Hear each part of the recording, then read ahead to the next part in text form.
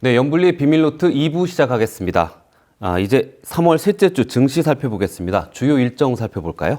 네, 3월 17일 월요일은 중국의 2월 산업생산 고정자산 투자 소매 판매 데이터가 나오고요. 미국에서는 2월달 소매 판매 데이터가 나올 예정입니다. 그리고 엔비디아가 연례 행사입니다. GTC 2025를 개최할 예정이고요. 3월 18일은 이제 미국의 2월 산업생산 데이터가 나오게 되고 3월 19일은 이제 미국에서 금리를 결정하는 FOMC 회의가 열리고 일본 BOJ에서도 그날 금리를 결정할 예정입니다. 3월 20일은 중국의 대출 우대 금리 결정이 있고요. 필라델피아 연방은행에서 발표하는 제조업 활동 지수가 나올 예정이고 또 미국에서 2월달 기존 주택 판매 데이터도 공개됩니다.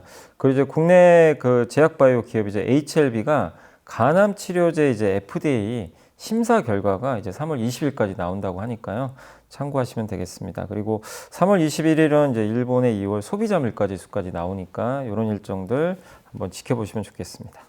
주목할 만한 증시 변수는 또 뭐가 있을까요? 뭐 가장 주목할 건 역시 그 FMC 같습니다. 이제 미국의 3월 금리 결정인데 물론 이번엔 동결할 것 같아요. 뭐 이변이 없는 이상 동결인데 여기서 이제 우리가 주목할 거는 요즘에 미국 경기 침체 얘기가 자꾸 나오니까 연준의 생각이 바뀔 수도 있어요. 점도표라 그러죠. 네. 점을 찍어서 이게 좀 다시 낮아질 수도 있어요. 그러면 금리 인하를 올해 지금 예상대로면 한 번 아니면 두 번 할 것 같은데 세 번 할 가능성이 좀 높아진다 이런 얘기가 나오니까 그걸 실제 우리가 확인할 수가 있습니다. 그래서 그렇게 되면 시장은 예상대로 움직이기 때문에 오히려 좀 안도할 수도 있거든요. 그래서 FOMC에서 점도표 한번 확인해 보시고 일본 BOJ도 올해 어쨌든 금리를 더 올린다고 했는데 뭐 3월에 바로 올리는 것보다는 아마 6월경으로 좀 많이들 예상은 하시는데 BOJ에서도 어떤 지금 의견을 갖고 있는지 일본 금리를 계속 올릴 의지가 있는지 이게 엔화에 영향을 주니까 한번 지켜보시면 좋을 것 같습니다. 그리고 필라델피아 연방은행 제조업 활동 지수도 왜 중요하냐면 여기에 주요 미국의 공업지대가 좀 많이 있어요. 여기가 좋아지면요 우리나라 또 제조업 경기에도 영향을 또 주거든요. 그렇기 때문에 여기가 좀 최근에 많이 반등을 했었거든요. 그래서 제조업이 좀 살아나는지도 보시고 엔비디아가 GTC 2025 하니까 여기서 또 젠슨항이 또 항상 얘기를 하니까 그게 반도체 기업들의 영향을 또 줄 수도 있습니다. 마지막으로 국내 개별적으로 이제 바이오주들 HLB가 이제 간암 치료제 이게 한 번에 어떻게 보면 좀 재수를 좀 하는 거거든요. 저번에 FDA가 승인을 좀 안 해줬는데 이번에 이제 다시 이제 승인을 할지 여부를 이제 결정을 하니까 어쨌든 이게 만약에 그 심사 통과돼서 FDA 승인을 받게 되면 간암 치료제는 또 엄청나게 큰 시장이거든요. 그래서 우리나라 또 제약바이오의 한 획을 또 그을 수 있기 때문에 한번 기대를 해보도록 하겠습니다. 그 엔비디아의 GTC가 관건인데 작년에는 아마 여기서 블랙웰 발표해갖고 화제를 네. 모았었고 이번에도 그러면 이 젠슨왕이 어떤 주제로 이야기를 하게 될까요? 가장 많은 분들이 이제 관심이 있어하는 게 이제 요즘에 좀 주가 안 좋으니까 뭔가 또 새로운 제품을 내놓지 않겠냐 이런 건데 그 이번에 공개할 것 중에 하나는 루빈 시리즈라고 합니다. 그러니까 블랙웰 다음 버전. 그래서 루빈 차기 AH 플랫폼 이름이 루빈인데 이게 아마 첫 제품 이름이 R100인 것 같아요. 그래서 이게 아마 내년 1분기 출시할 예정인데 그 스케줄을 아마 공개할 것 같습니다. 이게 왜 우리나라한테도 중요하냐면 여기에 HBM의 다음 버전이 들어갑니다. HBM4. 4 이제 12단짜리가 들어가는데 여기는 지금 삼성도 여기다 지금 목을 메고 있어요. 이거 반드시 넣기 위해서 HBM4에 승부 걸고 있거든요. 근데 그게 아마 내년 1분기 출시가 되면 올해 말 이제 4분기에는 공급자가 선정이 돼야 되겠죠. 그렇죠. 그래서 이 스케줄이 그대로 유지될지 한번 우리가 점검을 해야 되니까 이번에 어쨌든 GTC 2025에서는 루빈 시리즈 이게 좀 제일 중요할 것 같고 그 다음으로 많은 분들이 좀 관심 갖고 있는 게 물리 AI 이게 이제 로봇하고 자율주행의 AI를 심는 거거든요. 그 관련된 플랫폼을 그 엔비디아가 제공하겠다고 했어요. CES 2025에서. 이제 이번에 좀 더 구체적으로 내용들이 나올 것 같아요. 뭐 로봇을 어떻게 활용을 하고 AI를 어떻게 이제 뭐 자율주행 같은 데 심을지 그런 것들에 대한 얘기가 명확하게 나올 수 있어서 자율주행과 로봇 관련주에도 영향을 좀 줄 수 있다는 것도 그리고 저번에 발표했던 것 중에 가정용 AI 슈퍼컴퓨터 이거를 내놓겠다고 했거든요. 예, 요게 요 가격이 우리나라 돈으로 한 400에서 500만 원 정도 할 거예요. 그러니까 집에서 AI 컴퓨터를 쓸 수 있는 슈퍼컴퓨터를 그러니까 집에서 쓰는 거니까 아마 여유가 되신 분들은 또 이게 출시가 되면 많이 또 사실 것 같긴 한데 어쨌든 그 자세한 이제 사양들이 아마 공개될 것 같아요. 그럼 거기에 뭐 삼성 칩이 들어갈 수도 있고 하이닉스도 칩이 들어갈 수 있어서 결국 엔비디아가 잘 돼야 우리나라 반도체가 같이 잘 될 수밖에 없는 그런 그림이잖아요. 주요 고객이니까. 그래서 이 GTC 2025에서 어떤 이벤트들, 이런 이벤트들을 예상하고 있는데 실제 나오는지 한번 주목하시고, 그리고 삼성전자가 제일 중요한 건 어쨌든 HBM4를 엔비디아에 반드시 공급을 해야 됩니다. 지금 하이닉스에는 공급을 그 전 버전까지는 다 했는데 아직도 삼성은 못 하고 있잖아요. 그러니까 여기서 이제 공급을 만약에 못 하게 되면 정말 이제 삼성은 HBM에선 멀어질 수밖에 없기 때문에, 물론 하반기에 나올 이슈지만 HBM4에 대해서도 계속 좀 우리가 주목을 해야 될 것 같습니다. 그러니까 삼성전자의 HBM에 대해서 언급을 하느냐 안 하느냐도 중요하겠네요. 네. 근데 그거를 모르겠어요. 뭐 제 생각에 안 할 것 같긴 한데 공급사는 직접. 근데 HBM에 대해서 어떤 사양이고 이건 아마 공개를 할 것 같아요. 최근에 메모리 가격이 상승하고 있다고 하는데 이 메모리 가격 반등이 지속되면 삼성전자하고 SK 하이닉스 이런 반도체주가 좋을 것 같은데 네. 이쪽 비중 늘리는 거 어떻게 생각하세요?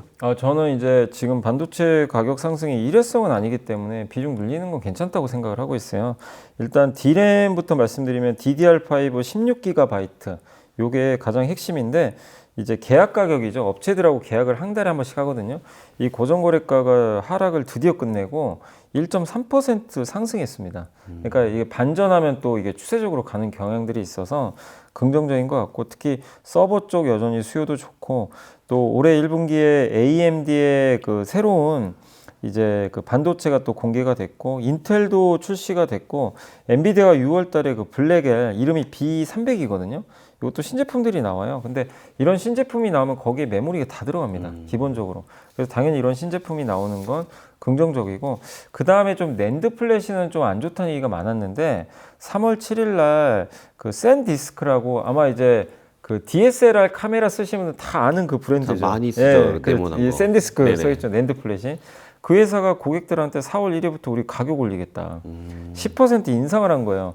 이 회사가 올린다는 얘기는 뭐죠? 낸드 가격이 이제 오른다는 얘기예요. 근데 마이크론도 3월 10일부터 낸드 가격 인상 이제 발표를 했습니다. 낸드 가격이 오른다는 거는 결국 D램과 낸드 두 개 합쳐서 메모리거든요. 우리나라가 세계 1등이죠, 둘 다.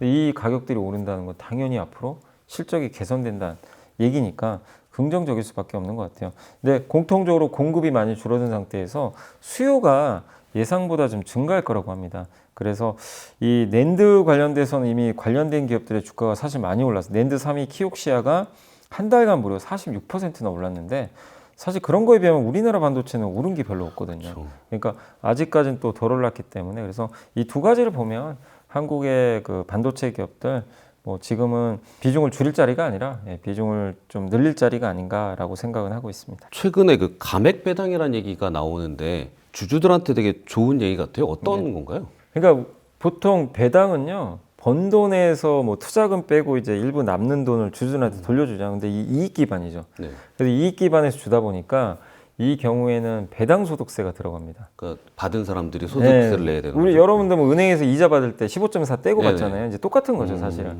그리고 2천만 원 이상 1년에 받으면 종합과세에 포함돼서 이제 뭐 세금 폭탄이 맞을 수도 있는 건데, 근데 감액 배당은 뭐냐면 기업들이 돈 벌면 잉여금이라고 이렇게 남겨놓죠, 이익에. 네. 근데 자본준비금이라고 따로 있어요. 뭐 옛날에 유상증자를 했거나 자본활동을 통해서 좀 약간 회사가 모아놓은 돈들이 일부 있어요.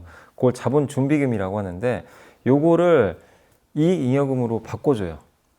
이게 정관을 변경합니다. 주총에서요. 여기 있는 거를 이쪽으로 이익 쪽으로 보내요. 근데 이거는 이익으로 번 거 아니잖아요, 회사가. 원래 있던 돈이죠. 네, 원래 있던 돈이에요. 그러니까 이거는 이익 활동과는 무관한 돈이니까 여기다 과세를 할 수가 없어요.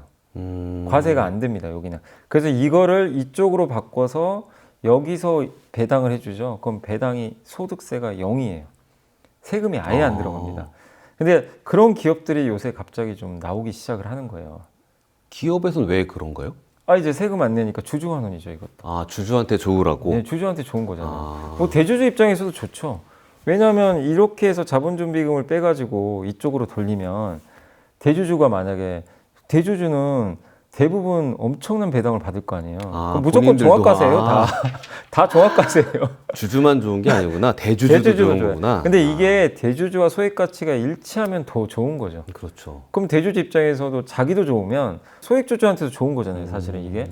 왜냐면 받는데 세금 안 낸다고? 당연히 좋죠. 그러니까 둘 다 일치하다 보니까 자본주의 기금을 빼가지고 이런 이제 감액 배당을 하겠다. 그리고 정관을 변경하는 경우들이 좀 생기고 있어요. 실제로 최근에 대신증권이 공시를 했거든요. 계획을 공시했어요. 내년부터, 그러니까 올해 배당이죠. 올해 25년이니까 내년에 아마 받으실 것 같아요. 올해 이제 이걸 기반으로 해서 하는 거니까.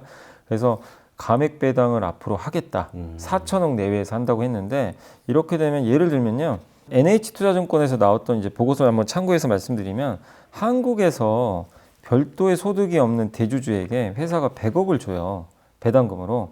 그러면 만약에 지금 세금을 얼마 내냐면 원천징수로 15.45 댐.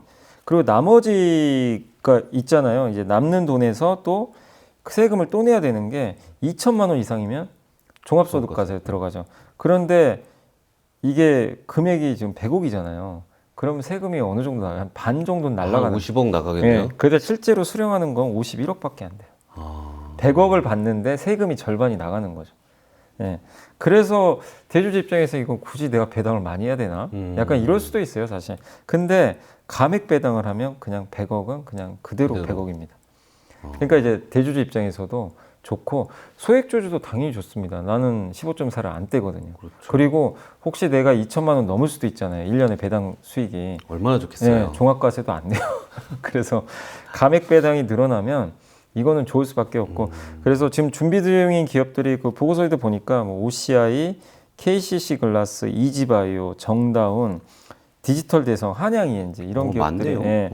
네, 여기 제가 일부만 소개해드렸는데 되게 좀 많이들 준비를 하는 것 같아요. 근데 실제 배당 공시를 한 건 아니니까 준비는 하고 있는 것 같아요. 그래서 여러분들이 이런 기업들이 늘어난다면 여기서 안정적인 수익을 내는 기업이면 기왕이면 세금 안 내는 게 좋잖아요. 사실 배당 받을 때. 그래서 한번 참고하시면 좋겠습니다. 근데 삼성 SDI가 유상증자를 발표해가지고 2차 전지 주가들이 훅 떨어졌는데 네. 이게 앞으로 어떻게 영향을 줄까요? 그러니까 이게 유상증자 대규모 유상증자를 갑자기 발표를 해가지고 이제 다들 좀 깜짝 놀랐죠. 왜냐하면 삼성 SDI는 그래도 현금흐름이 좀 좋은 걸로 알고 있었는데, 근데 그 내용을 보니까 유상증자 하는 이유가 좀 뭐냐면 시설 투자가 일부 있고요. 그리고 대부분 많은 돈이 탑업인 지분 투자예요. 탑업인은 뭐냐면 여기서 그 GM 있죠, GM. 미국의 GM과 합작법이 만드는 것 같더라고요. 그러니까 얼마 옛날에 LG엔솔이 GM과 합작 공장을 지금 2개 만들어 놨거든요. 근데 3공장은 취소했어요. 맞아요. 네. 그리고 이제 아마 삼성과 지금 손잡는 것 같아요. 그러면 이제 합작 공장에 반반씩 들어가잖아요. 근데 이게 돈이 조 단위로 들어가거든요. 그러니까 이제 요거를 어떻게 보면 주주 입장에서는 좀 불편할 수밖에 없어요. 이제 주주가 돈을 줘야 돼요. 유상증자니까. 은행에서 빌리는 게 아니고 주주 돈을 이제 태우는 거죠. 어떻게 보면. 그래서 주주가 돈을 내고 주식을 받는데 대신에 주식 수가 늘어날 거 아니에요. 그러니까 유상증자를 하면 이제 주당 가치가 떨어지니까. 다만 이게 정말 업황이 좋고 막 이렇게 성장을 하고 이러면요. 이런 유종을 발표하면 주가가 오히려 오르는 경우도 있어요. 2년 전이었으면 올랐을 겁니다. 그때 앞으로도? 배터리 한참 좋았을 때.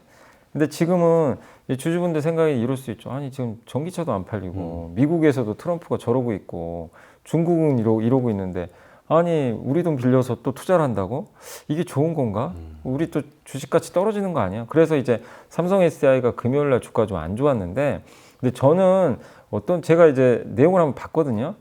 3가지예요. 아까 GM 있죠, GM. GM에 이제 합작 투자하는 거는 결국 미국에는 언젠가 전기차 시장이 열리긴 열려요. 안 할 수는 없어요. 그렇죠. 근데 미국에 공장을 지어야 됩니다. 왜? 관세. 관세 들어가거든요. 한국에 수출하는 순간. 그리고 GM과 잡으면 어쨌든 미국 기업이잖아요. 그래서 미국에서 GM이 제일 적극적으로 지금 전기차 투자하는 회사 중에 하나거든요. 그러니까 결국 삼성 SDI 입장에서는 고객사가 다변화야 되는 측면도 있으니까 지금은 안 좋을 수 있지만 몇 년을 내다본다면 이게 어떻게 보면 또 좋은 결정이 또 될 수도 있거든요. 그리고 또 한 가지가 이제 헝가리 쪽에 헝가리에도 아마 지금 시설 투자를 하는 것 같아요. 헝가리에 공장이 있어요, 삼성. 근데 거기 유럽인데 요새 BYD가 막 공격적으로 하잖아요. 근데 이번에 유럽에서 액션 플랜 발표한 거 보니까 유럽 내에서 생산하면 인센티브가 아마 들어갈 것 같아요. 근데 거기서 생산되는 거 아마 BMW 들어갈 것 같습니다. 그러니까 유럽의 또 자존심이잖아요, BMW는. 그렇죠. 그래서 그런 걸 보면 이것도 지금은 불편할 수 있지만 마냥 나쁘게 볼 건 저는 아니다. 마지막으로 전고체 배터리 투자가 있는 것 같아요. 들어가야 되니까. 예, 그게 27년 양산 목표니까 돈 들어가야 돼요 또. 그래서 내용을 종합해 보면 지금 많은 분들이 이게 유중 때문에 빠지고는 있지만 저는 무조건 나쁘게 볼 만한 건 아니다. 시간을 길게 보면요.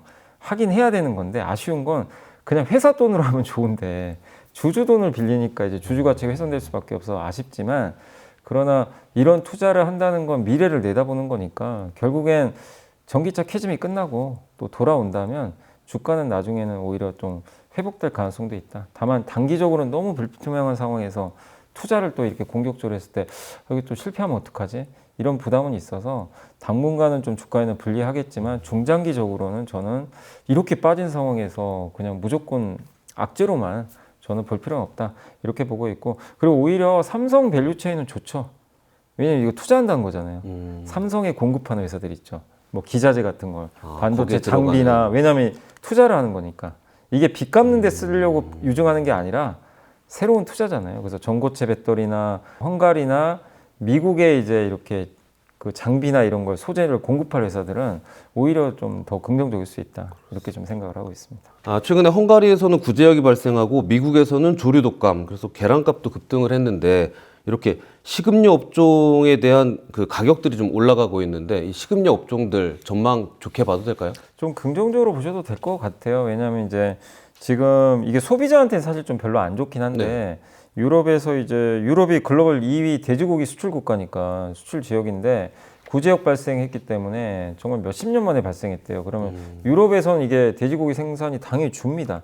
줄 수밖에 없으면 어디서 채워야 되잖아요. 그러면 미국이나 이런 데서 수출이 들어가겠죠. 그러면 일단 공급은 줄기 때문에 돼지고기 가격이 오를 가능성이 높아요. 이러면 각종 사료값도 같이 올라요. 이제 거기 관련된 이제 밸류체인들은 뭐 수혜를 받을 수밖에 없습니다. 그래서 이런 이제 음식료 회사들은 가격 인상 때문에 뭐 오히려 수혜를 받을 가능성이 있고 또 얼마 전에 농심도 라면과 스낵 브랜드 지금 인상했잖아요. 그래서 이게 농심이 시작이 아니라 이미 지금 몇몇 기업들이 가격 인상을 시작했고 농심이 올리면 다 따라 올리겠죠 또. 그러면 전반적으로 다 올라가거든요. 근데 어쨌든 이렇게 되면 이익 증가 효과가 생길 수밖에 없어요. 마진이 올라가기 때문에 그래서 음식료 기업들한테는 일단 이런 이슈 자체는 뭐 부정적이지 않고 오히려 좀 긍정적일 수 있다. 그리고 한 번 가격 올리면 내려가는 법은 또 없잖아요. 이게 한 번 올리면 안 내려갑니다. 그렇죠. 음식료 값은 또 그런 게 있어서 뭐 음식료 회사들 입장에서는 이제 이익률을 올릴 수 있는 그런 효과가 있는데 다만 저는 이제 개인적으로 이런 이제 그 국내에서 보면 음식료 회사들이 내수 회사도 있고 해외에서 돈 버는 기업들도 있잖아요. 근데 결국 성장은 해외에서 나오니까 해외 사업에서 성과 내는 기업들이 기왕이면 더 좋지 않을까 이게 보고 있습니다. 그래서 사료업체 중에서는 지금 미국의 사료업체 인수한 회사 중에 이지바이오라고 있어요.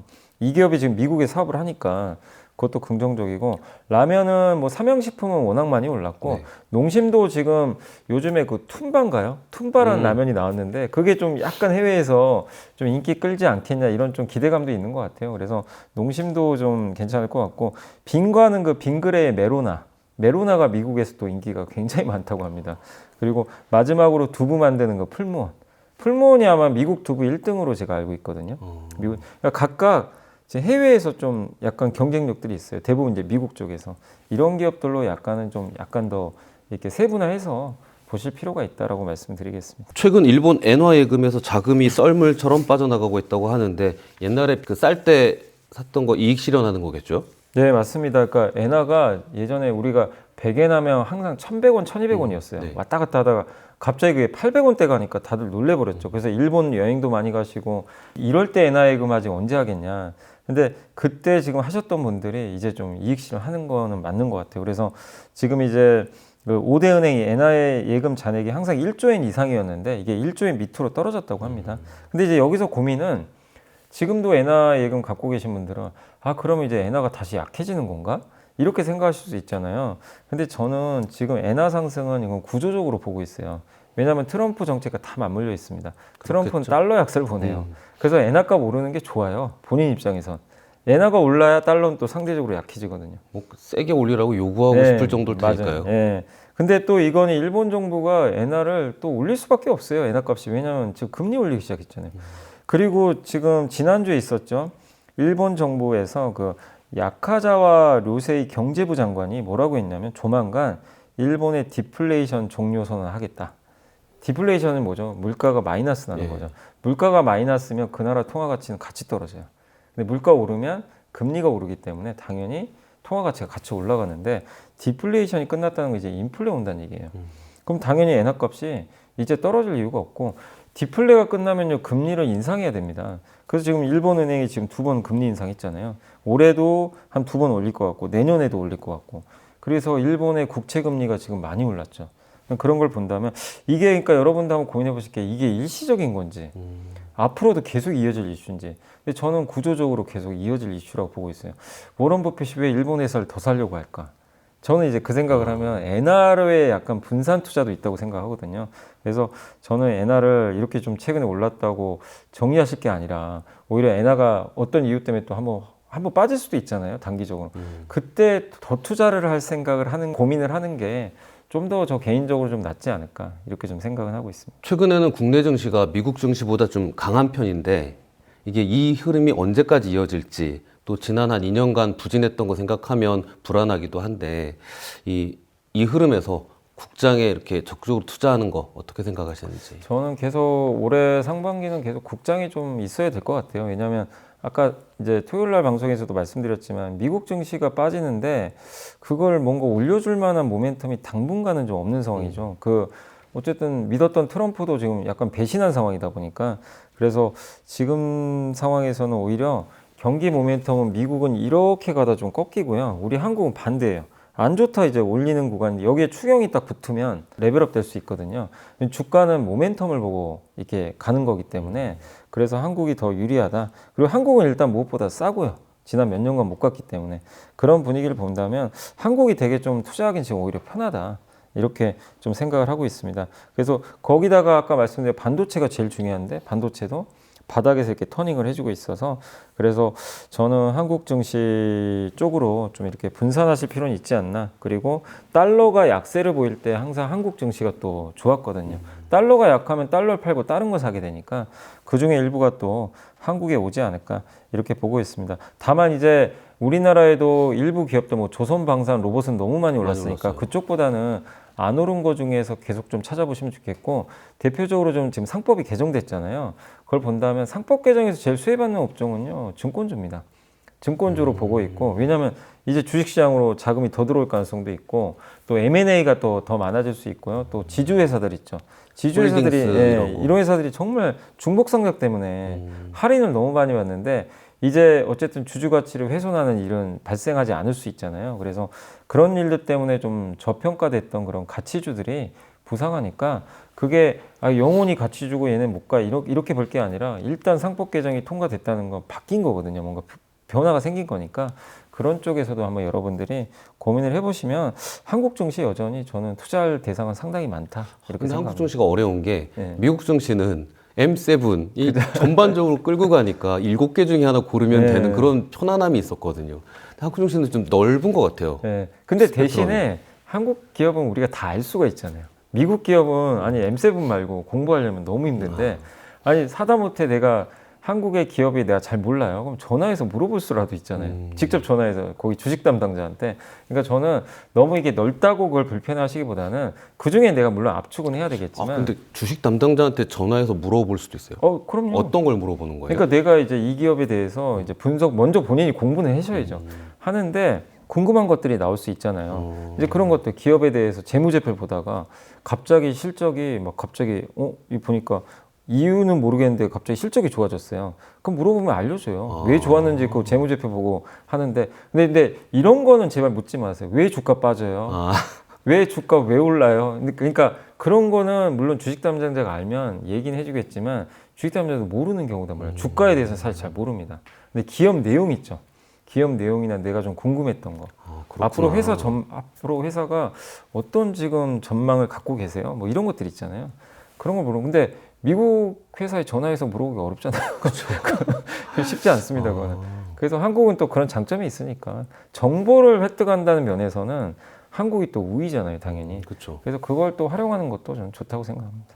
하나만 더 여쭤볼게요. 한국 시장이 좀 단타 위주로 간다라는 지적들이 좀 있어서 투자하기가 조금 어렵다. 단타 위주, 그게 우리 한국인들 모두가 그런 건 아닌데 일부 이제 개인 투자분들이 근데 이게 쏠리다 보니까 쏠리면서 심한 건 맞는 것 같아요. 근데 이건 꼭 우리만 그런 게 아니라 미국도 마찬가지인데 이게 어느 나라는 그런 건 있는 것 같습니다. 근데 한국도 이게 사고팔고가 이제 좀 많았던 이유 중에 하나가 한국에선 장기 투자에서 성과가 안 좋았거든요. 네.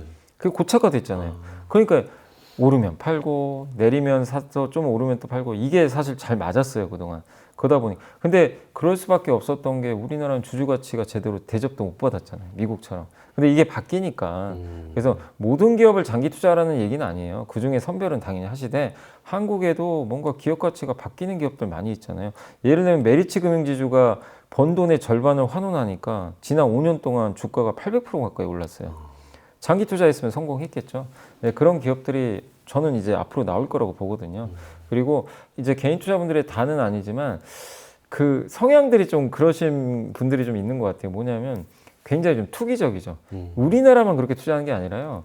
미국의 기업들 살 때도 그 테슬라 뭐 2배짜리. 2배, 3배 엄청 많더라고요. 맞아요. 그러니까 ETF 중에 2~3배짜리 네. 사는데 한국 투자자들이 거의 많아요. 1조 정도 들어간 것 같아요, 어마어마하게 최근에. 사네. 근데 이제 거기가 지금 완전 곤두박질 쳐가지고 손실이 엄청 큰데 전 말씀드리고 싶은 게 그런 걸 뭐 하지 마세요 이게 아니라 하실 거면 한 2~3일 안에 짧게 하고 나오셔야 되는데 이걸 장기 투자하시면 안 돼요. 레버리지는 진짜 위험합니다. 그래서 짧게 트레이딩을 하셔야 되는데 이거랑 결혼하시면 안 되는데 자꾸 결혼을 하려고 하세요. 그러니까 테슬라랑은 결혼할 수 있어요. 그렇죠. 나는 그냥 몇 년 가져가. 레버리지는 안 돼요. 레버리지는 변동이 이게 주가가 반토막 나면 50%죠. 나중에 올라가려면 100% 올라야 돼요. 그럼 레버리지 회복 안 돼요. 본전이 와도 회복이 안 됩니다. 그래서 그런 레버리지 상품은 뭐 좀 기간을 굉장히 짧게만 하셔라. 이걸 좀 말씀드리고 싶습니다. 알겠습니다. 이번 연미사님이 선정하신 이번 주의 보고서는 어떤 주제인가요? 네, 이번 주에는 그 한국투자증권의 안도영 연구원님이 차익 실현 수요로 조정, 하지만 여전히 주목해야 되는 엔터.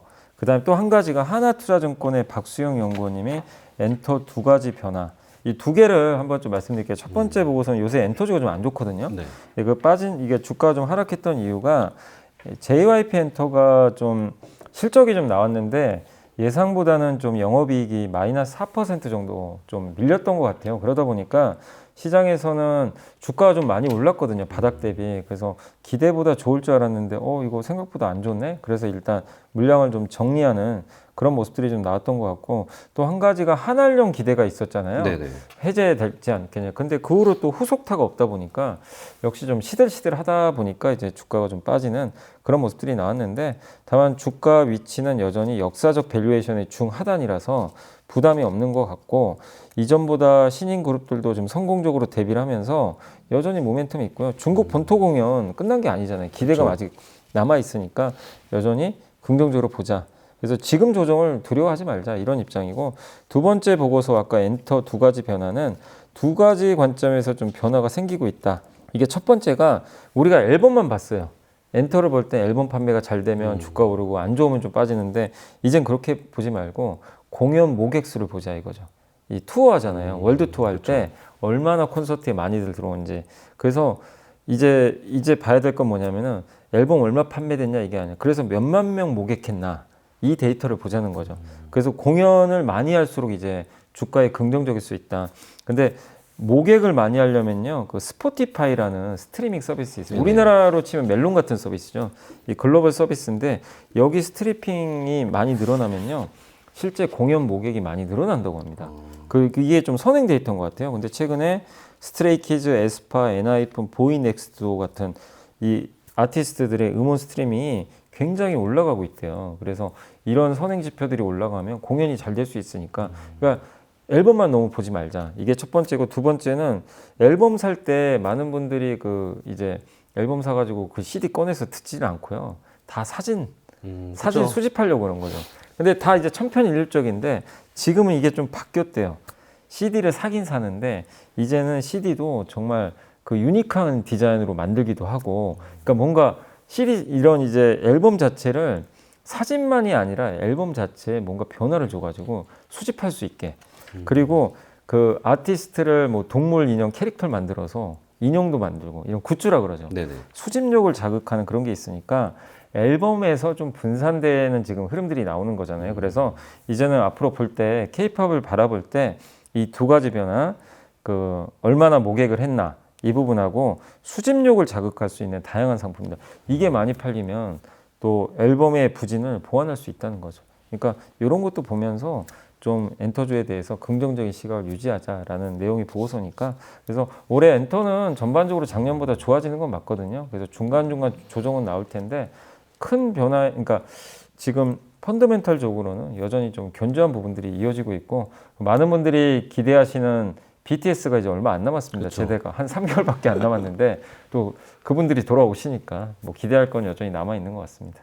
한알령은 어떻게 되는 겁니까? 한알령은 공식적으로 해제는 없어요. 왜냐하면 중국에서도 우리 한알령 그렇죠. 하려 예. 없다는데 콘서트를 승인하는 순간 이제 한알령은 끝나는 거죠. 어디서 준비하고 있다는 그런 네. 소식이 좀 들려야 될 텐데. 네, 그렇게만 된다면 이제 한알령 끝났다라고 봐야 될 것 같습니다. 네, 여기까지 하겠습니다. 네, 연불리의 비밀노트 2부 여기까지 마치겠습니다. 이번 한 주도 성공 투자하시기 바랍니다. 감사합니다.